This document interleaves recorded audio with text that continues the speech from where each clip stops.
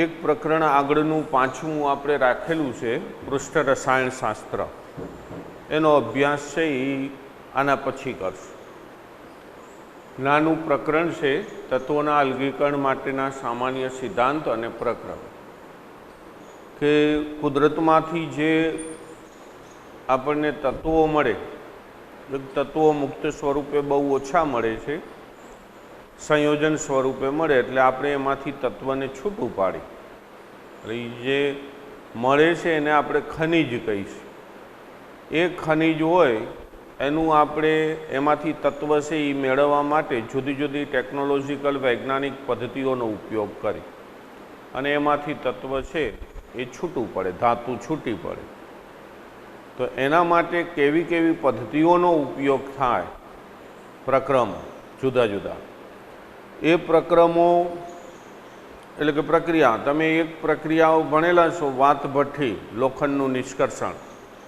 આ સિવાય એક હોલ હેરાઉલ્ડ પદ્ધતિ, બેયર પદ્ધતિ, એલ્યુમિનામાંથી એલ્યુમિનિયમ ધાતુ મેળવી હોલ હેરાઉલ્ડ અને બોક્સાઇટમાંથી એલ્યુમિના મેળવી બેયર પદ્ધતિ.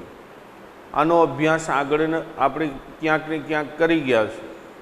બસ એ જ પ્રક્રમોનો અભ્યાસ અહીંયા કરવાનો, પણ અહીંયા 4 ધાતુઓ છે એ મેળવવાની છે. એક છે લોખંડ, કોપર, એલ્યુમિનિયમ અને ઝીંક.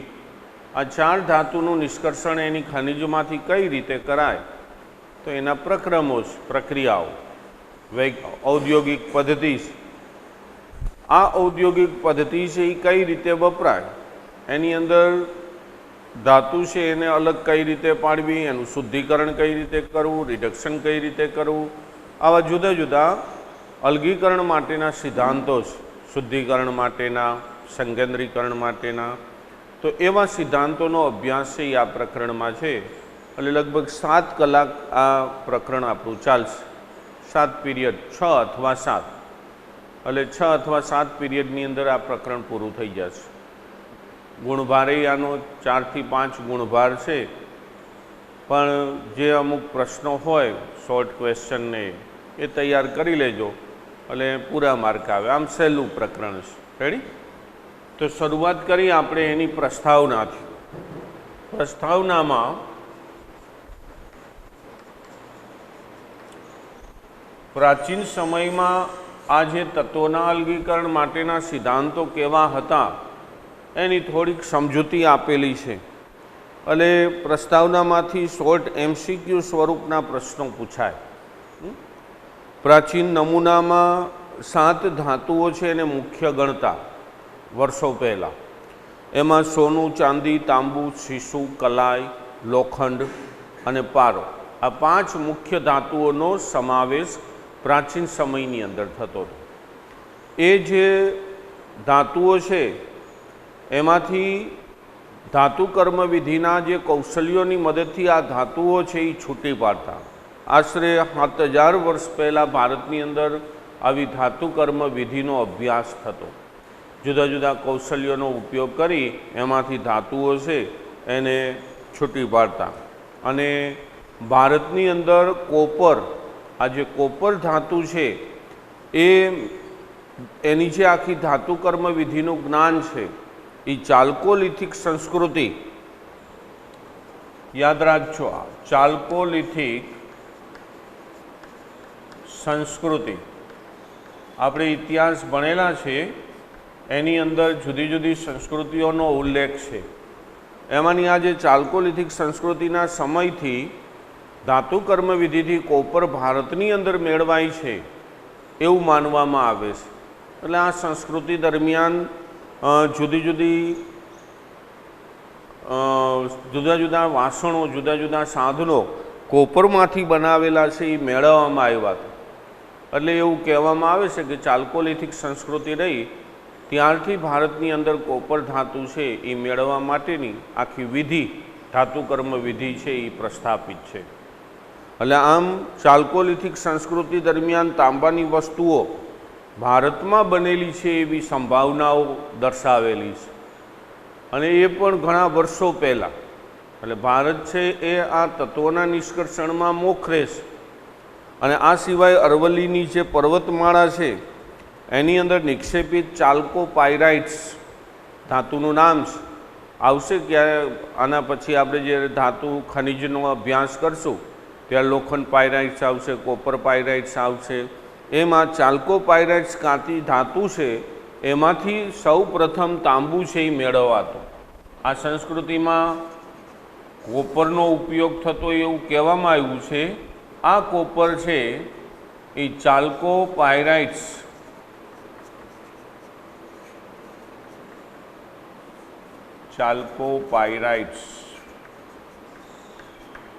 માંથી કોપર ધાતુ છે એ મેળવવામાં આવતી એવું અનુમાન કરવામાં આવ્યું છે.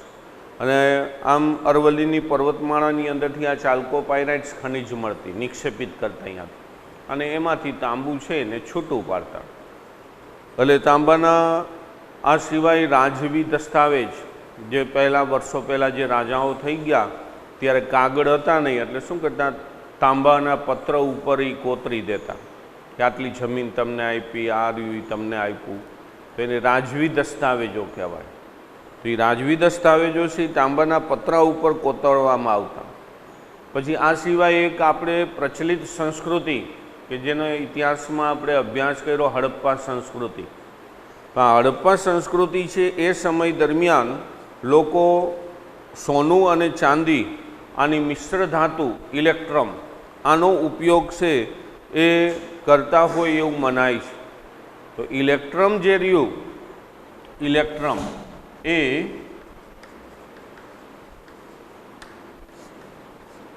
ગોલ્ડ અને સિલ્વર આની મિશ્ર ધાતુ ઇલેક્ટ્રોમનો ઉપયોગ હડપ્પા સંસ્કૃતિ દરમિયાન કરવામાં આવતો એવું માનવામાં આવે છે. અને આ શોર્ટ ક્વેશ્ચનમાં પૂછાય, હડપ્પા સંસ્કૃતિમાં નીચેનામાંથી કઈ મિશ્ર ધાતુનો ઉપયોગ એ સમયે લોકો કરતા? તો લખવાનું ઇલેક્ટ્રોમ એ ગોલ્ડ અને સિલ્વર ઉપરાંત બીજી આવી મિશ્ર ધાતુ ઇલેક્ટ્રોમનો ઉપયોગ કરતા એ સમય દરમિયાન. તો મિશ્ર ધાતુનું જ્ઞાન એ સમયે હતું, હડપ્પા સંસ્કૃતિ દરમિયાન. આ સિવાય ગોલ્ડ અને સિલ્વરના જે ઘરેણાઓ છે એ વર્ષો પહેલાં એ હતા જે સિંધુ ખીણની સંસ્કૃતિ, સિંધુ ખીણના જે અમુક સ્થળો છે, પિક્ચર જોયું હશે મોહેંજો-દડો, તો એની અંદર એ આવતું. તો એ મોહેંજો-દડો દરમિયાન એ જે મોહેંજો-દડોની જે આખો વિસ્તાર છે સિંધુ ખીણની સંસ્કૃતિનો, એ વિસ્તારમાં સોનું અને ચાંદીના ઘરેણાં છે એનો ઉપયોગ થતો. એટલે ગોલ્ડ અને સિલ્વરના ઘરેણાં એ સમયે હતા અને હજુ આપણને એમાં એટલો જ રસ છે, કારણ કે મોંઘી ધાતુ ગોલ્ડ, પ્લેટિનમ, ગોલ્ડ આ બધી. આ સિવાય કર્ણાટકના માસ્કી વિસ્તારમાં સૌથી મોટી સોનાની ખાણ છે. અને ઘણીવાર આ શોર્ટ ક્વેશ્ચનમાં પૂછાય કે નીચેનામાંથી કયા વિસ્તારમાં સોનાની મોટી ખાણ આવેલી છે? તો કર્ણાટકનો માસ્કી વિસ્તાર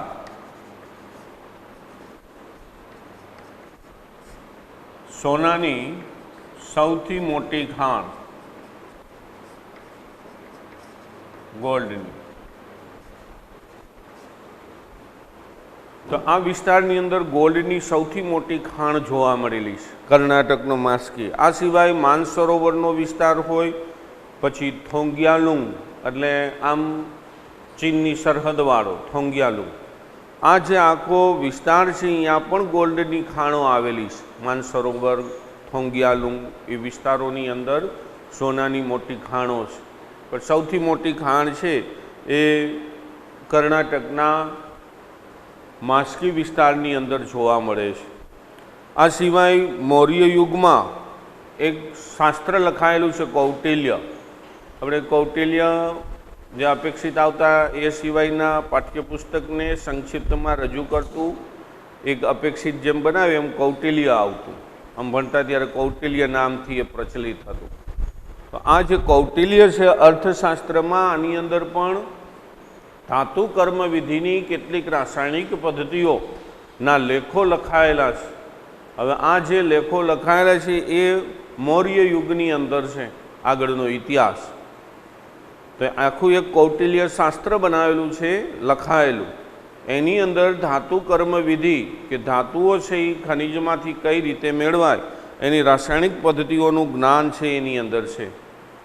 આ માહિતીની અંદર gold, silver, copper, lead, tin, iron આ બધી કાચી ધાતુઓ છે એ કઈ રીતે એમાંથી નિષ્કર્ષિત કરાય એનો ઉલ્લેખ કરવામાં આવ્યો છે કે કાચી ધાતુમાંથી આ બધી ગોલ્ડ, સિલ્વર ને આ બધું રહ્યું એને કેવી રીતે દૂર કરવી અને શુદ્ધ સ્વરૂપમાં મેળવવી. તો એ કૌટિલ્ય શાસ્ત્રની અંદર આનો ઉલ્લેખ કરેલો છે. તો આ પ્રકારના જે કૌટિલ્યના અનેક લેખોની અંદર ગોલ્ડનો ઉપયોગ, ગોલ્ડનું વિવરણ વધારે કરેલું છે અને આખું જે ગોલ્ડનું વિવરણ કરેલું છે એને રસ વિદ્યાથી ઓળખવામાં આવે છે. તો એ આખું જે કૌટિલ્ય શાસ્ત્ર છે, અર્થશાસ્ત્ર, આની અંદર જે ગોલ્ડ માટેનું નિષ્કર્ષણ માટે જે આખી એક લેખ લખાયેલા છે એને રસ વિદ્યાથી ઓળખવામાં આવે છે. જેની અંદર શુદ્ધ સ્વરૂપનું જે ગોલ્ડ છે એને દ્રાવણ સ્વરૂપે લેવામાં આવતું હતું. દ્રાવણ ગોલ્ડને આપણે ઘન સ્વરૂપે લઈશ ગોલ્ડ ધાતુ, ત્યારે એ દ્રાવણ સ્વરૂપે એનો ઉલ્લેખ એની અંદર કર્યો છે. આ સિવાય કાલિદાસે પણ એના ઘણા બાબતોની અંદર ગોલ્ડ દ્રાવણનો ઉલ્લેખ કરેલો છે. આ બધા વર્ષો પહેલાંના મૌર્ય યુગના શાસન દરમિયાન આ જે કૌટિલ્ય શાસ્ત્ર રચાયેલું હતું એની અંદર ગોલ્ડનો ઉલ્લેખ છે એ કરેલા છે.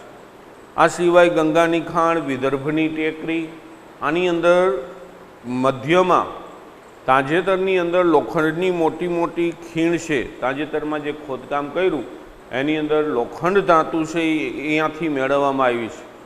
એટલે એવું કહેવાય છે કે વર્ષો પહેલાં લોખંડની વસ્તુઓ છે અહીંયા લોકો વાપરતા હતા. એટલે ગંગાનો જે તટ પ્રદેશ અને વિદર્ભની જે ટેકરીઓ છે એની વચ્ચેથી આ જે ખોદકામ કરીને જે ખાણો તાજેતરમાં હાલની અંદર જે મેળવવામાં આવ્યું એમાં લોખંડની વસ્તુઓ છે એ મેળવવામાં આવી છે. અને એના ઉપરથી એવું કહેવાય છે કે 1800 BEC, 1800 વર્ષ પૂર્વે BEC, આને આમ કે બિફોર ઈસ્ટ ક્રાઇસ્ટ, ઈસુના જન્મ પહેલાંનું BEC, આપણે એને આમ બોલી છીએ ઈસવીસન પૂર્વે 1800 આમ બોલી. પછી એક AD આવે, આફ્ટર ડેટ, ઈસુના જે મૃત્યુ પછીનો સમય છે જે અત્યારે આપણે બોલી ઈસવીસન 2020, 2021, એ AD અહીંયા પાછળ લાગે અને એના પૂર્વેનો જે છે અહીંયા BEC લાગે છે અંગ્રેજીમાં.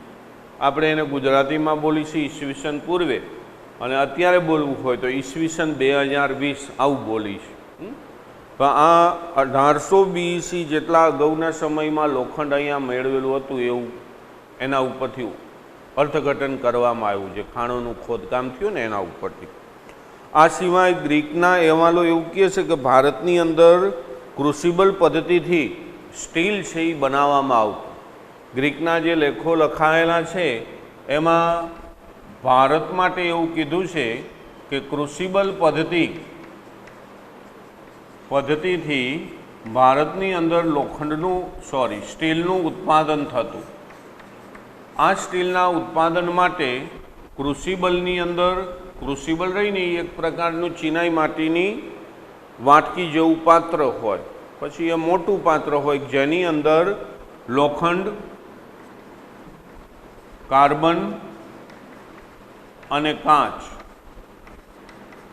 આને મિશ્ર કરી ખૂબ ક્રુસિબલને ગરમ કરવામાં આવ્યા. ક્રુસિબલ ખૂબ ઊંચા તાપમાને ગરમ કરે એટલે લોખંડ છે એ પીગળી જશે, પીગાળેલું બનશે, પીગળેલ સ્વરૂપ.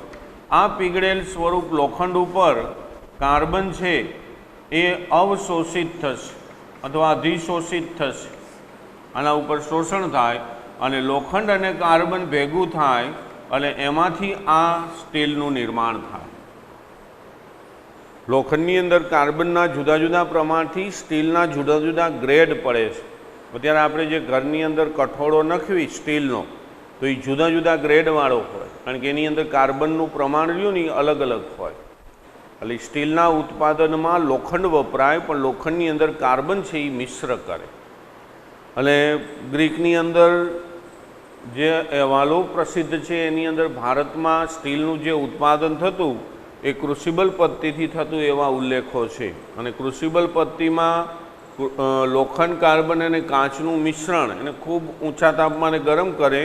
જ્યારે લોખંડ પીગળી જાય ત્યારે એના ઉપર કાર્બન છે એ અવશોષિત થાય અને સ્ટીલનું નિર્માણ થાય. તો આ રીતે જે ભારતની અંદર સ્ટીલ બનતું એ સ્ટીલને wonder material of the orient આવા નામથી ઓળખવામાં આવતું. Wonder material of the orient આ નામથી સ્ટીલ છે એ પ્રચલિત હતું. આ સિવાય રોમન ઇતિહાસકાર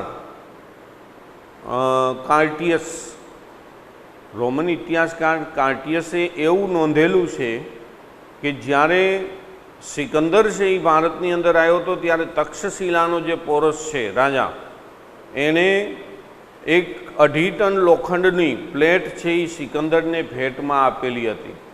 એ 2.5 ટન જે લોખંડ એ વુડ્સ લોખંડ તરીકે ઓળખાતું. એ વુડ્સ લોખંડની ભેટ રહીને એ તક્ષશિલાનો પોરસ હતો એણે સિકંદરને આપેલી છે. પણ એ લોખંડ વિશિષ્ટ હતું. એ લોખંડ છે એને પણ કાંટ લાગતો નહીં. અને આ રીતે મિશ્રિત કરી, બીજી ધાતુઓ મિશ્રિત કરી અને એ રીતે બનાવેલું લોખંડ હતું. આ સિવાય ઘડતર લોખંડમાંથી બનાવેલું, અત્યારે હાલની અંદર દિલ્હીની અંદર જે લોહ સ્તંભ છે, દિલ્હીમાં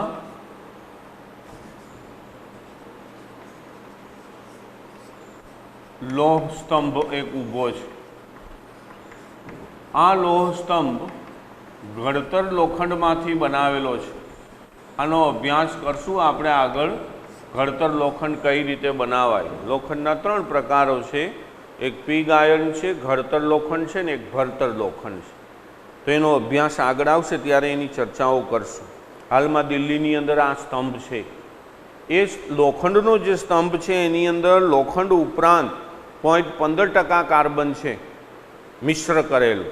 આ સિવાય 0.05% સિલિકોન અને મેંગેનીઝ છે, એસઆઈ અને સિલિકોન, એસઆઈ અને એમએન, અને 0.25% ફોસ્ફરસ. એ સિવાય 0.005% નિકલ, 0.03% કોપર અને 0.02% નાઇટ્રોજન. આટલી બધી ધાતુઓ અને અધાતુઓને મિશ્ર કરી એ લોહ સ્તંભ બનાવેલો છે. તો લોખંડ ઉપરાંત આટલી ધાતુઓ મિશ્ર કરી છે. અને અત્યારે જે વર્ષો જૂનો છે, 1600 વર્ષથી વાતાવરણની અંદર ઊભો છે, છતાં એને કાંટની કોઈ અસર થઈ નથી. કાંટ લાગવાની પ્રક્રિયા જ નથી થઈ. એટલે આવો જે લોહ સ્તંભ 1600 વર્ષ પહેલાં જે લોખંડ ઉપરાંત આ બધી ધાતુઓ મિશ્ર કરીને બનાવ્યો છે, દિલ્હીની અંદર છે અત્યારે, એના ઉપર તમે જુઓ કે હજી કાંટ નથી લાગ્યો. વાતાવરણની અસર, ભેજની અસર એના ઉપર નથી થઈ. તો એ લોહ સ્તંભ છે એ 1600 વર્ષ પહેલાંનો થયો. એટલે 1600 વર્ષ પહેલાંથી લોખંડનો ઉપયોગ છે એ આપણે કરીશું. એટલે ક્ષારણ જેવું કોઈ નામ નથી. આ સિવાય બીજી જે ધાતુ છે ઝીંક, આ ઝીંકના નિસ્યંદનની પદ્ધતિ ભારતની અંદર સૌ પ્રથમ ઉપયોગમાં લેવાયેલી છે એવું માનવામાં આવે છે. ઝીંકનું નિસ્યંદન કરી એની ખનિજોમાંથી ઝીંક ધાતુ છે એ મેળવી અને એમાંથી ઝીંકને છૂટું પાડવામાં આવે. આ ઝીંક ધાતુ છે એ એની ખનિજમાં નીચું ઉત્કલન બિંદુ ધરાવે છે. એટલે એની ખનિજને જ્યારે ગરમ કરવામાં આવે ત્યારે આ ઝીંક છે એ બાષ્પ સ્વરૂપ છૂટું પડે, એની બાષ્પ બની જાય. કારણ કે નીચું ઉત્કલન બિંદુ છે. એટલે તમે એને ગરમ કરશો એટલે એમાંથી એની બાષ્પ બનશે. આ જે બાષ્પ છે એને ઠંડી પાડવામાં આવે અને એમાંથી ઝીંક ધાતુ છે એ મેળવવામાં આવે છે.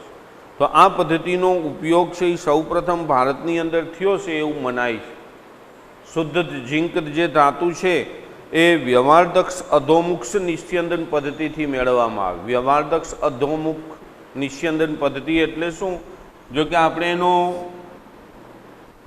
રિટોર્ટ આવો એક રિટોર્ટનો અભ્યાસ કરવાનો થશે ઝીંકની અંદર, નળાકાર રિટોર્ટનો. અહીંથી એની બાષ્પ છે આમ એને ઠંડી પાડી એને ઘન સ્વરૂપે અહીંથી મેળવવામાં આવે છે. એટલે આ અધોમુખ એટલે નીચેની દિશામાં અહીંયા બાષ્પ છે એ ઠંડી પડાય છે. વ્યવહારદક્ષ અધોમુખ નિસ્યંદન પદ્ધતિ કહે છે. એટલે ઝીંકની આ પદ્ધતિનો અભ્યાસ છે એ આપણે કરશું અને પાત્રની અંદર એની બાષ્પ છે એને સંઘનિત કરી અને ઘન સ્વરૂપ બનાવવામાં આવે છે. એટલે ઝીંકનું ઉત્પાદન પણ ભારતની અંદર થયેલું છે એવું લેખ કહે છે. આ સિવાય ભારતીય જે વૈજ્ઞાનિકો જે ઋષિમુનિઓ હતા એ સમય દરમિયાન એક ધાતુ, 7 મુખ્ય ધાતુમાં એક હતી પારો. આ પારો છે એનો વર્ષો પહેલાં ઋષિમુનિઓને એ બધા એનો ઉપયોગ છે એ વૈદિકીય શાસ્ત્ર માટે કરતા. અત્યારે હાલે જે ઔષધીય રસાયણ વિજ્ઞાન છે એની અંદર પારાનો ઉપયોગ થાય છે.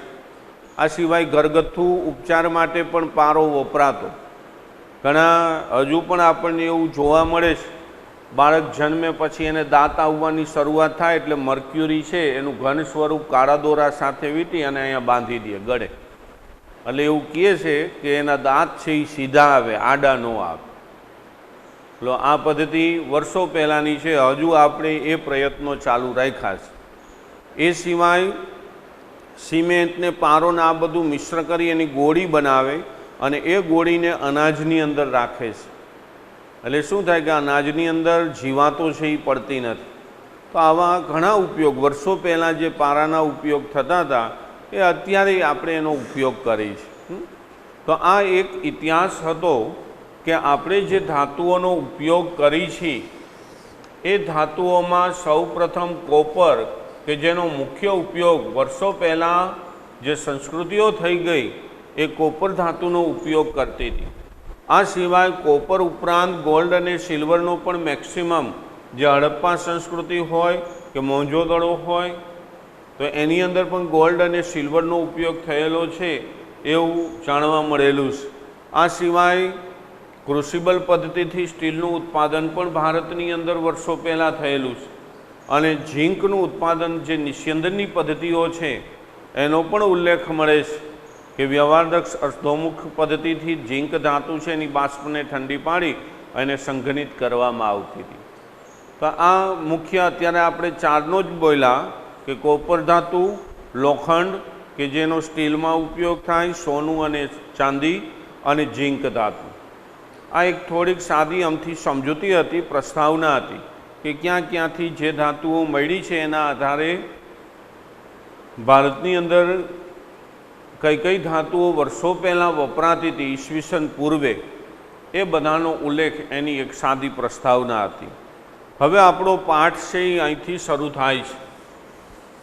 આ એક પ્રસ્તાવના જુદી જુદી ધાતુઓ માટે આપણે ભણ્યા.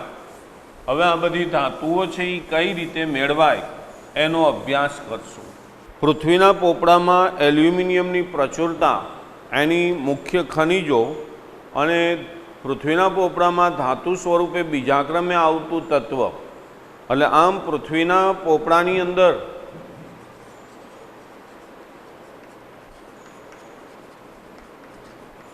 એલ્યુમિનિયમનું સ્થાન, એનો ક્રમ અને બીજું લોખંડનો ક્રમ, આ બે ઉપરની ચર્ચાઓ આપણે કરવાના છે. આ ખરેખર અમુક ધાતુઓ છે એ કુદરતમાંથી મુક્ત સ્વરૂપે મળે.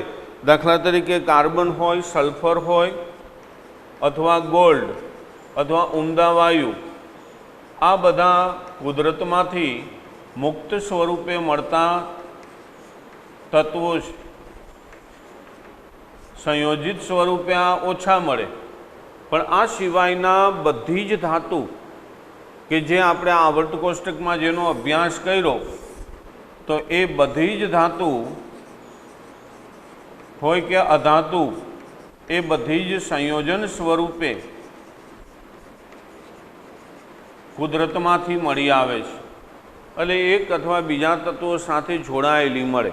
દાખલા તરીકે સોડિયમ છે તો સોડિયમ ઓક્સાઇડ સાથે હોય, લોખંડ છે તો લોખંડના ઓક્સાઇડ હોય, એના સલ્ફાઇડ હોય. તો આવું સંયોજિત સ્વરૂપે ધાતુઓ છે એ પ્રાપ્ત થાય છે અને બધાની તત્વોની બધા તત્વોની પ્રચુરતાઓ પૃથ્વીના પોપડાની અંદર અલગ અલગ હોય છે, એટલે એની અંદર વિચરણ હોય છે. બધી જ ધાતુઓ એક સરખા પ્રમાણમાં પૃથ્વીના પોપડા ઉપર નથી. સોનું એના પ્રમાણમાં હોય છે, લોખંડ એના પ્રમાણમાં હોય, એલ્યુમિનિયમ એના પ્રમાણમાં હોય છે. તો આમ બધાની પ્રચુરતા છે એ અલગ અલગ છે. સૌથી વિપુલ પ્રમાણમાં મળતી એલ્યુમિનિયમ, આ જે એલ્યુમિનિયમ છે એ પૃથ્વીના પોપડામાં 8.3% વજનથી, યાદ રાખજો આ વજનથી શબ્દ વપરાણો છે એટલે એને આમ પણ કહેવાય 8.3 weight by weight, weight by weight એટલે આ વજનથી બોલાય. પૃથ્વીના પોપડાનું જે વજન છે એ વજનની સાપેક્ષે 8.3% આપણને એલ્યુમિનિયમ ખનિજ છે એ મળે છે. એટલે 8.3% વજનથી પૃથ્વીના પોપડા ઉપરથી મળતું આ તત્વ છે. અને પૃથ્વીના પોપડામાં એનું સ્થાન ત્રીજા ક્રમનું છે. ત્રીજા ક્રમે મળતું તત્વ એલ્યુમિનિયમ, જે પૃથ્વીના પોપડાથી 8.3% વજનથી પ્રાપ્ત થાય છે. અને એ મુખ્યત્વે અબ્રખ અને માટી, આ જે એલ્યુમિનિયમ ધાતુ મળે છે એ અબ્રખ માટી, માટીને આપણે અંગ્રેજીમાં ક્લે કહીશું. અબ્રખ અને માટી છે એની અંદરથી એલ્યુમિનિયમ ધાતુ છે એ મેળવવામાં આવે છે. એટલે એલ્યુમિનિયમના નિષ્કર્ષણ છે એ અબ્રખ માટી. આ સિવાય કેટલાક જે અગ્નિકૃત ખડકો છે એના વિસ્તારો, એ અગ્નિકૃત ખડકમાંથી પણ એલ્યુમિનિયમ ધાતુ છે એ મેળવવામાં આવે છે. એટલે અગ્નિકૃત ખડકો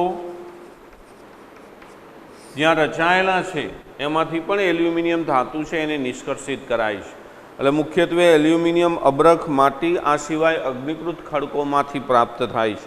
અને કેટલાક જે જેમ સ્ટોન છે કે જે એલ્યુમિનાના અશુદ્ધ સ્વરૂપો છે, એ જેમ સ્ટોનમાં શોર્ટ ક્વેશ્ચનમાં પ્રશ્ન પૂછાય L2O3, જેને આપણે જેમ સ્ટોન, એલ્યુમિનાના અશુદ્ધ સ્વરૂપો,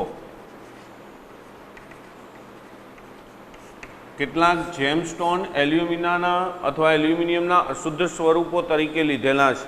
શોર્ટ ક્વેશ્ચનમાં પ્રશ્ન પૂછાય છે માણેક અને નીલમ, આ બે જેમસ્ટોન છે.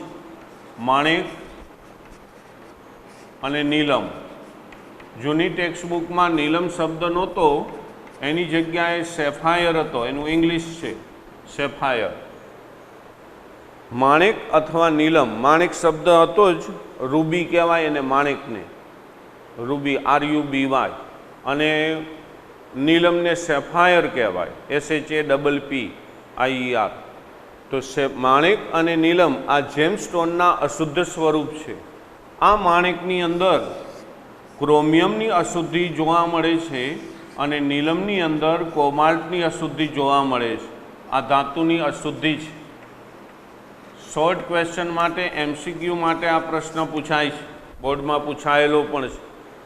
જો પ્રશ્ન આમ પૂછાય કે માણેકમાં જોવા મળતી કઈ ધાતુની અશુદ્ધિ જોવા મળે છે, તો ક્રોમિયમ. અને સેફાયર અથવા નીલમની અંદર કઈ ધાતુની અશુદ્ધિ જોવા મળે, તો લખવાનું કોબાલ્ટ. પરીક્ષામાં પૂછાતો પ્રશ્ન છે. અને પૃથ્વીના પોપડામાં બીજા સ્થાને મળી આવતું તત્વ જો હોય તો એ છે લોખંડ, Fe. એલ્યુમિનિયમનું ત્રીજો ક્રમ છે અને લોખંડ છે એનો બીજો ક્રમ છે. તો આ જે પૃથ્વીના પોપડામાંથી મળી આવતા જે ખનિજો છે એમાં મુખ્યત્વે એલ્યુમિનિયમ, જે પૃથ્વીના પોપડાનું જે સ્તર છે એના 8.3% વજનથી સમાયેલું છે પૃથ્વી ઉપર. અને મુખ્યત્વે કેમાંથી પ્રાપ્ત કરવામાં આવે, તો કે અબ્રખ માટી અને અગ્નિકૃત ખડકોમાંથી. આ સિવાય કેટલાક એના અશુદ્ધ સ્વરૂપો એલ્યુમિનાના કે જે જેમસ્ટોનથી ઓળખાય છે, એમાં મુખ્ય બે માણેક અને નીલમ, સેફાયર. નીલમની અંદર કોબાલ્ટની અશુદ્ધિ અને માણેકની અંદર ક્રોમિયમની અશુદ્ધિ છે. અને બીજું આયર્ન છે, એનો બીજો ક્રમ છે જે પૃથ્વીના પોપડામાંથી મળે છે. ત્યાર પછી અયસ્ક, કાચી ધાતુ. અયસ્ક અથવા કાચી ધાતુ કોને કહેવાય? કાચી ધાતુ એટલે શું, પછી આની અંદર 4 ધાતુઓની કાચી ધાતુ અથવા અયસ્કનો આપણે અભ્યાસ કરવાના છીએ. તો પૃથ્વીના પોપડામાંથી મળી આવતો પદાર્થ, પૃથ્વીનો પોપડો હોય, માની લો કે એમાંથી આ પદાર્થ મળી આવ્યો તો આને કહેવાય ખનિજ. તો આ જે ધાતુના મળી આવતા આવા જે ખનિજ છે કે જેની અંદર કેટલાક એવા ખનિજો કે જેનો ધાતુના સ્ત્રોત માટે ઉપયોગ કરવામાં આવે. માની લો કે આ લોખંડનો ખનિજ છે, આ ધાતુના પૃથ્વીના પોપડામાંથી મળી આવ્યો છે આ પદાર્થ અને છે લોખંડનો ખનિજ. પણ આ લોખંડના ખનિજમાંથી જો હું લોખંડ ધાતુ છે એનો નિષ્કર્ષણ કરું, એમાંથી કાઢું, એટલે મેં આ ધાતુ મેળવવા માટે આ ખનિજનો ઉપયોગ કર્યો, તો આ જે ખનિજ છે એને એ ધાતુની કાચી ધાતુ બોલાય. કાચી ધાતુ એટલે શું કે ધાતુ મેળવવા માટે જે આપણે ખનિજ વાપરી છીએ ધાતુ પ્રાપ્ત કરવા માટે, એ ખનિજને કાચી ધાતુથી આપણે ઓળખીએ છીએ. બધી જ ખનિજ છે એને કાચી ધાતુ તરીકે નથી લેતા, કારણ કે અમુક ધાતુઓ એવી છે કે જે પર્યાવરણ, એમાંથી ધાતુઓ તમે કાઢો, નિષ્કર્ષણ કરો તો એ પર્યાવરણને નુકસાન કરતી હોય, આર્થિક રીતે મોંઘી પડતી હોય, એટલે એનો કાચી ધાતુ તરીકે ઉપયોગ નથી થતો. એટલે કાચી ધાતુ કોણ, તો કે જેમાંથી ધાતુ મેળવવામાં આવે ને એ ખનિજને જ કાચી ધાતુ બોલાય.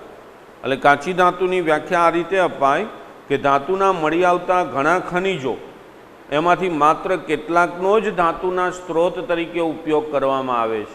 તો એ ધાતુ મેળવવા માટે ધાતુના સ્ત્રોત તરીકે જે ખનિજોનો તમે ઉપયોગ કર્યો એ ખનિજોને આપણે કાચી ધાતુ અથવા અયસ્ક નામ આપીશું. દાખલા તરીકે એલ્યુમિનિયમ છે, આ એલ્યુમિનિયમની 2 ખનિજ અયસ્ક છે, બોક્સાઇટ અને કેઓલિનાઇટ.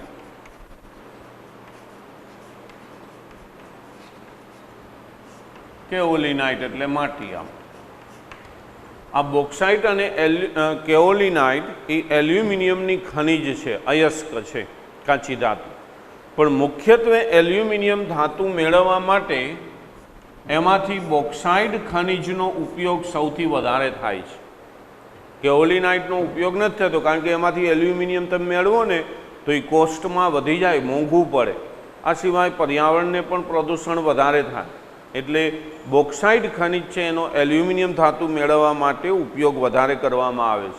અને આનું બોક્સાઇટનું જે સૂત્ર છે એ AlOX OH3 - 2x, જ્યાં xનું મૂલ્ય 0 x <1 આટલું હોય.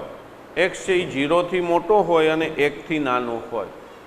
તો આ સૂત્ર, આમ બોક્સાઇટનું સૂત્ર જે આ લખ્યું છે અત્યારે, એના બદલે આપણે બોક્સાઇટનું આવું સૂત્ર લખતા. બોક્સાઇટમાંથી Al2O3 એલ્યુમિના, આની અંદર બીજી કેટલીય અશુદ્ધિઓ હોય, એ અશુદ્ધિઓ મિક્સ થઈને જે બને એને આપણે બોક્સાઇટ કહેતા.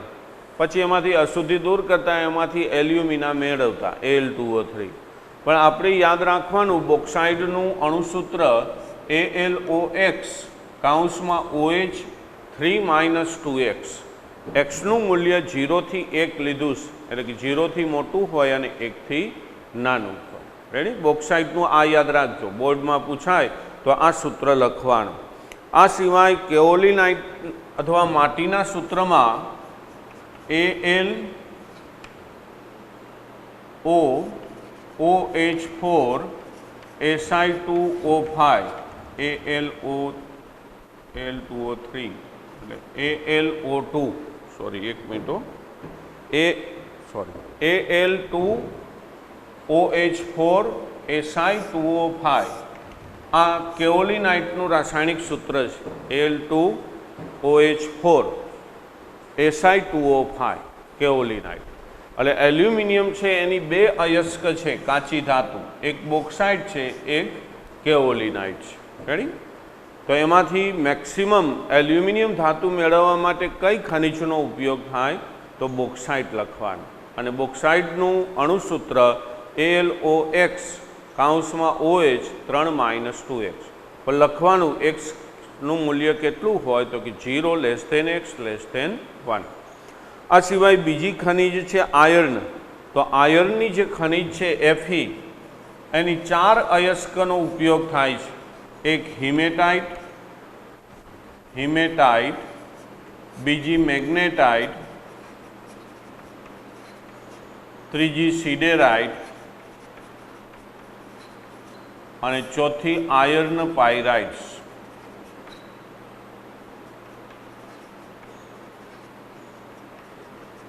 આ 4 ખનિજ લોખંડની અયસ્ક. એમાંથી જે આપણે વાતભઠ્ઠી આ પ્રકરણની અંદર જેનો અભ્યાસ કરશું આ પ્રકરણમાં, એમાં વાતભઠ્ઠીમાં હિમેટાઇટનો ઉપયોગ કરશું, જેની અંદરથી આપણે લોખંડ મેળવશું. એટલે હિમેટાઇટનું સૂત્ર, બંધારણીય સૂત્ર રાસાયણિક Fe2O3, મેગ્નેટાઇટ Fe3O4, સિડેરાઇટ FeCO3 અને આયર્ન પાયરાઇટ્સ FeS2. આ એના અણુસૂત્રો છે. મેગ્નેટાઇટનો ઉપયોગ લોખંડના નિષ્કર્ષણ માટે કરવામાં આવતો નથી, પણ મેગ્નેટાઇટની એક અલગ માહિતીઓ છે, એની આપણે જ્યાં એનો પ્રશ્ન આવશે ત્યાં એની ચર્ચાઓ કરશું. રેડી? એટલે લોખંડની કુલ 4 ખનિજ હિમેટાઇટ, મેગ્નેટાઇટ, સિડેરાઇટ અને આયર્ન પાયરાઇટ્સ. Fe2O3 થી ચાલુ કરવાનું. હિમેટાઇટ, મેગ્નેટાઇટ Fe3O4 એક વધારી દો, સિડેરાઇટમાં FeCO3 અને આયર્ન પાયરાઇટ્સમાં FeS2. ખાસ એક ધ્યાન રાખજો, આ સલ્ફાઇડયુક્ત ખનિજ છે અને આ કાર્બોનેટયુક્ત ખનિજ છે.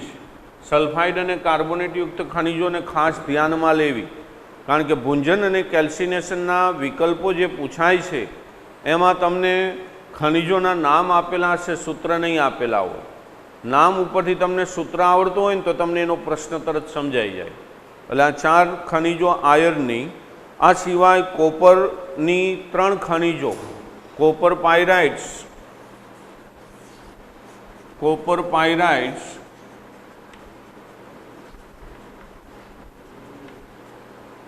પછી કોપર ગ્લાન્સ અને મેલેકાઇટ. કોપરની મુખ્ય 3 ખનિજો છે, જેની અંદર આપણે કોપર પાયરાઇટ્સ અને કોપર ગ્લાન્સ આનો જનરલી આપણે ઉપયોગ કરશું.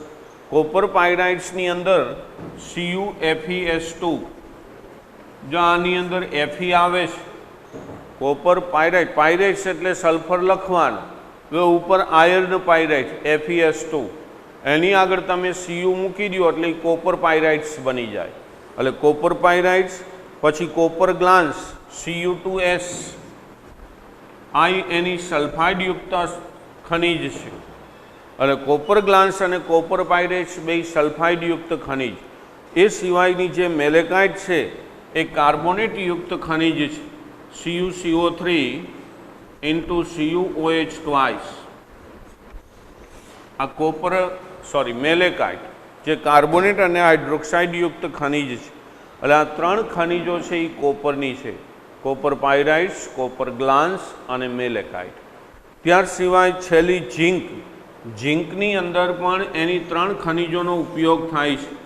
એક થાય ઝીંક બ્લેન્ડ, પછી સ્ફાલેરાઇટ, ઝીંક બ્લેન્ડ, સ્ફાલેરાઇટ અને ઝીંક બ્લેન્ડ અને આ જેની સ્ફાલેરાઇટ ખનિજ. અને ત્યાર પછી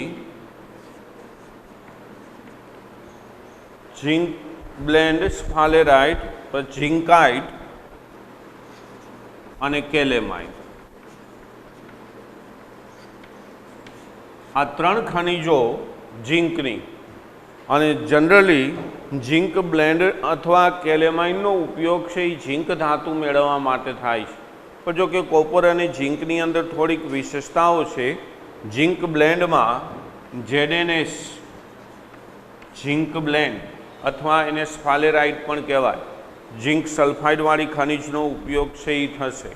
અને ઝીંકાઇટમાં ઝીંક ઓક્સાઇડ અને કેલેમાઇનમાં ઝીંક કાર્બોનેટ, જો આ કાર્બોનેટયુક્ત અશુદ્ધિ છે એ યાદ રાખજો. તો આવી 3 ખનિજો છે એ ઝીંકની છે. રેડી? એટલે આપણે અયસ્ક કોને કહેવાય? કાચી ધાતુ એટલે શું? આ અયસ્ક કાચી ધાતુ છે એની ખનિજો તો આપણે એલ્યુમિનિયમ, આયર્ન, કોપર અને ઝીંક આ 4 ધાતુનું નિષ્કર્ષણ કરવાનું છે. જે અલગીકરણ માટેના સિદ્ધાંતો અને એના જે પ્રક્રમો ભણવાના છે એ આ 4ના છે. એમાં એલ્યુમિનિયમની 2 ખનિજો બોક્સાઇટ અને કેઓલિનાઇટ. માટી બોક્સાઇટનું સૂત્ર, કેઓલિનાઇટનું સૂત્ર Al2OH4 Si2O5. આયર્નમાં 4 હિમેટાઇટ, મેગ્નેટાઇટ, સિડેરાઇટ અને આયર્ન પાયરાઇટ્સ એના સૂત્રો, બંધારણીય રાસાયણિક સૂત્રો. કોપરની 3 કોપર ગ્લાન્સ, કોપર પાયરાઇટ્સ અને મેલેકાઇટ. એમ ઝીંકની 3 ઝીંક બ્લેન્ડ, ઝીંકાઇટ અને કેલેમાઇટ. આ 3 ખનિજો. તો એ ધાતુ કર્મ વિધિની મદદથી આ જે ખનિજો છે એમાંથી ધાતુઓ છે એને છૂટી પાડવામાં આવે છે. તો આ ધાતુને છૂટી પાડવા માટે જે પદ્ધતિ વપરાય છે, વૈજ્ઞાનિક અને ટેકનોલોજીનો ઉપયોગ કરી અને જે પદ્ધતિઓ વાપરી એને આપણે ધાતુ કર્મ વિધિથી ઓળખીશું. તો ધાતુ કર્મ વિધિ જ્યાં અયસ્કો છે બધી, એ અયસ્ક હોય એમાંથી ધાતુને અલગ કરવું. તો ધાતુને તેના અયસ્કમાંથી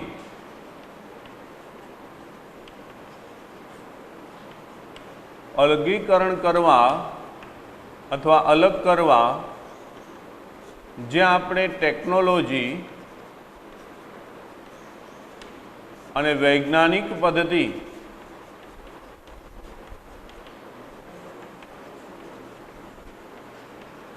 નો ઉપયોગ કરી છે અને ધાતુ છૂટી પાડી છે, એ જે આખી વિધિ છે એને ધાતુ કર્મ વિધિ બોલાય. ધાતુને એની અયસ્કમાંથી છૂટી પાડવી એટલે ધાતુને તેના અયસ્કમાંથી અલગીકરણ કરવા માટેની સંપૂર્ણ વૈજ્ઞાનિક અને ટેકનોલોજીકીય પ્રક્રમ અથવા પદ્ધતિ એને ધાતુ કર્મ વિધિ કહેવાય. નિષ્કર્ષણ કઈ ધાતુ માટે કરવું છે? માની લો કે મારે એલ્યુમિનિયમ ધાતુ મેળવવી છે, તો એની અયસ્ક હું સરળતાથી જ્યાં પ્રાપ્ય થતી હોય અને વાતાવરણને દૂષિત ન કરતી હોય અને ઓછા ખર્ચમાં એલ્યુમિનિયમ પ્રાપ્ત થાય, તો એવી અયસ્ક હું એલ્યુમિનિયમ માટે પસંદ કરું. એટલે એલ્યુમિનિયમ અયસ્ક મેળવવા બોક્સાઇટ ખનિજનો ઉપયોગ થાય. બોક્સાઇટ અયસ્ક એલ્યુમિનિયમ ધાતુ મુખ્યત્વે બોક્સાઇટ અયસ્કમાંથી મેળવવામાં આવે છે. આ સિવાય જે લોખંડ છે એના માટે એના ઓક્સાઇડ અયસ્કનો ઉપયોગ થાય. એટલે આ એફી ધાતુ મેળવવી હોય તો એના ઓક્સાઇડ વપરાય અયસ્કના. સલ્ફાઇડ અયસ્કનો ઉપયોગ, સલ્ફાઇડ જે અયસ્કો છે એનો ઉપયોગ, સલ્ફાઇડ ખનિજનો ઉપયોગ થતો નથી. કેમ નથી થતો? કારણ કે જ્યારે આ સલ્ફાઇડ અયસ્ક હોય એમાંથી તમે જ્યારે લોખંડને છૂટું પાડો ત્યારે એમાંથી એક સલ્ફર ડાયોક્સાઇડ વાયુ જે વાતાવરણને પ્રદૂષણ કરે છે, એટલે આ પ્રદૂષક વાતાવરણને આ પ્રદૂષિત કરે, એટલે સલ્ફાઇડયુક્ત અયસ્કનો જનરલી ઉપયોગ થતો નથી. એટલે લોખંડ ધાતુ મેળવવા માટે એમની આ જે ઓક્સાઇડ ખનિજો છે એ અને આ જે સિડેરાઇટનો પણ ઉપયોગ કરી શકાય, પણ એની પ્રાપ્યતા ખૂબ ઓછી છે. મુખ્યત્વે હિમેટાઇટ ખનિજ છે એ મેક્સિમમ મળે છે, એટલે એ ઓક્સાઇડ ખનિજ છે એમાંથી લોખંડ પ્રાપ્ત કરવામાં આવે છે. ત્યાર પછી કોપર અને ઝીંક, જે નીચેની બીજી કોપર ઝીંક, આ ધાતુ મેળવવા માટે એ જે ખનિજ છે એ ખનિજની પ્રાપ્યતા, નજીકમાં પ્રાપ્યતા કઈ ખનિજની છે આમાંથી, એમાં સલ્ફાઇડને નથી જોતા, નજીકમાં કઈ ખનિજ પ્રાપ્ય થાય છે સરળતાથી, એ ખનિજનો ઉપયોગ કોપર અને ઝીંક ધાતુ મેળવવા માટે કરવામાં આવે છે. એટલે કોપર અને ઝીંક ધાતુ છે એના માટે કાચી ધાતુની પસંદગી કઈ રીતે કરવામાં આવે તો કે એના જુદા જુદા પરિબળોને ધ્યાનમાં લે, નજીકમાં એ પ્રાપ્ય થતી હોય, ટ્રાન્સપોર્ટેશન ખર્ચ ઓછો થતો હોય તો એ રીતે એની પસંદગી કરવામાં આવે છે. પછી આ જે બધી ખનિજો છે આ પૃથ્વીના પેટાળની અંદર, પૃથ્વીના પોપડામાં છે, તો આ જે પૃથ્વીના પોપડામાં રહેલી ખનિજ એ કાંઈ એકલી તો હોય નહીં. એની સાથે માટી રેતીનો કચરો, માટી રેતી આ બધો કચરો છે એ પણ આ ખનિજ સાથે તમને જોવા મળશે. એમ કંઈ સીધું લોખંડ રહ્યું થોડુંક સીધું મળે છે, એ સંયોજન સ્વરૂપે મળે. એની અંદર કેટલી અશુદ્ધિઓ હોય સંયોજનમાં, એમાંથી તમારે લોખંડ છૂટું પાડવાનું. તો એની ખનિજની અંદર એ પાછી માટી રેતીનો કચરો, બીજી કેટલીક ધાતુઓ, આ બધું આની અંદર જોવા મળે. તો એવી જે ખનિજ છે કે જેની અંદર આવી માટી રેતી અને અન્ય ધાતુઓની જે અશુદ્ધિઓ રહેલી છે એને ગેંગથી ઓળખવામાં આવે. શું કહે એને? ગેંગ. ગેંગ એટલે ટોળી. ભાઈ ભેંસ પોદરો કરે નીચે પડે તો તમે પોદરો ઉપાડો, ધૂળું આવે કે નહીં ભેગી? એમ ખનિજ રહ્યું પૃથ્વીના પેટાળમાંથી જ્યારે તમે છૂટું પાડો, ત્યાંથી લ્યો તો એની યારે માટી રેતીનો કચરો બધું સાથે આવવાનું. તો એ બધું સાથે આવે એટલે એ આખું જે બની જાય ખનિજ એને આપણે ગેંગથી ઓળખી છે.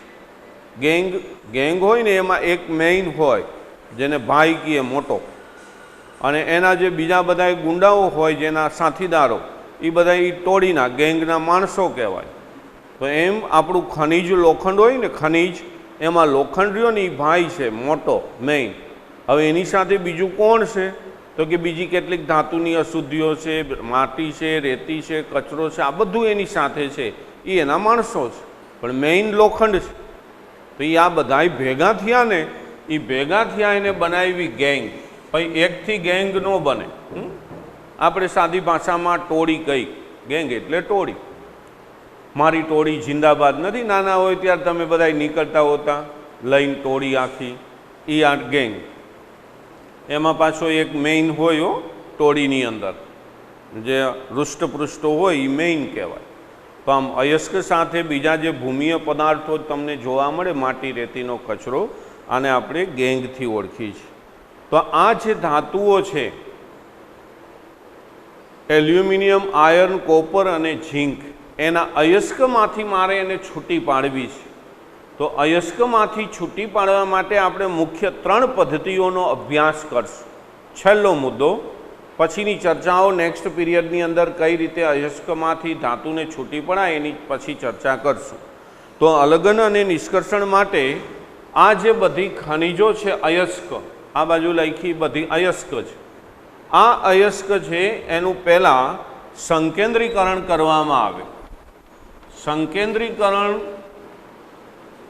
કાલ આપણે અહીંથી આની શરૂઆત કરશું. સંકેન્દ્રીકરણ છે એ કઈ રીતે કરાય અયસ્કનું, એટલે પહેલી બાજુની જે ખનિજો છે એનું સૌ પ્રથમ સંકેન્દ્રીકરણ થાય.